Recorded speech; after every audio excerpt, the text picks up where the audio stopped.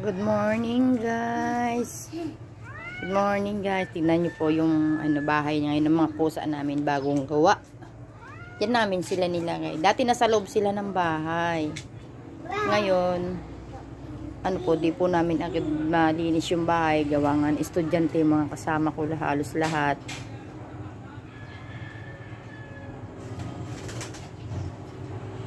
Kaya iyan po. Parang yan yung mga aso ko. Takbuhan naman sila ngayon palabas. Sino kayang tao? Parang may nakita ko. Wala. Yun lang aking mga kakalatan makikita nyo dyan. Ayun po yung isa kong pusa na yun. Yan yun, lumakad siya. Maliit po siya nang dumating sa amin. Then, niyaan ko na po siya. Yan. Medyo malaki na. Siya pong nasa labas. Dati itong mga nasa loob. Yan. Papaliguan ko sana sila. Iniisip ko kaya lang. Malamig. Paano ko kaya sila paliguan? Paiinit pa akong tubig. Para mabilhan ko sila ng pangkuto. Para matanggal yung kuto nila. Yan. Malaki po. Ito po yung kanilang akyat-akyatan. Yan naman yung parang bilog na kanilang akyatan. Higaan. Yan.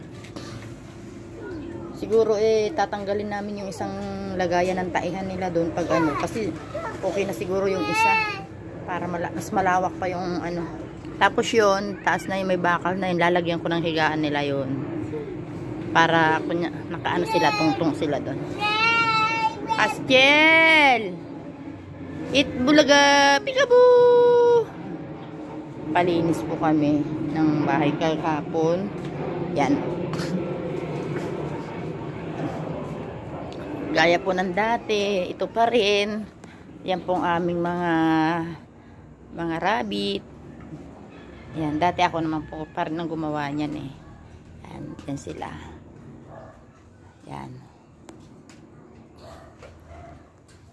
Yan po sila. Yung rubber tree po namin, trinim ko siya. Kasi ang bilis niya pala lumaki. Yan, trim ko po siya. Yan. Kaya pa rin po ng dati, dito pa rin po tayo. Yan, medyo magulo pa uli siya. Ito yung bagong paggawang cage ni Janjan. Yan.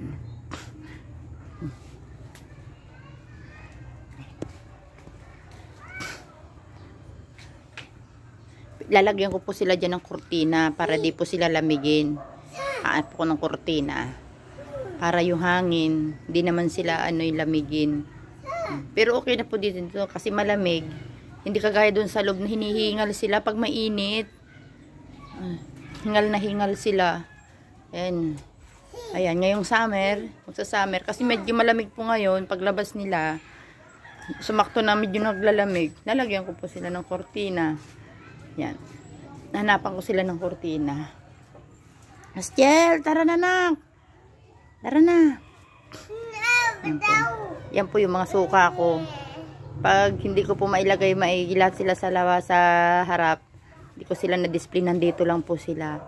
Diyan, nakapatas po sila dyan. Ganyan lang po ginagawa ko. Tapos isa-isa ko silang kinukuha pag pag ubos na yung nasa harap. Basta pag may time po ako at medyo maluwag din yung mga oras yung magdi-day-off yung anak ko. Yan, dito ako sa likod. Kung ano ko mapupuntahan ko, nilalakad ko kagad. May mga ipapalandry po ako, malalaking bedsheet. Yan, papalandry po ako. Siguro mamaya pag nagising yung pamangkin ko, papalandry ko siya. Para sa ganun ay malinis naman yung kama ng pamangkin ko. Bye bye. See you soon uli.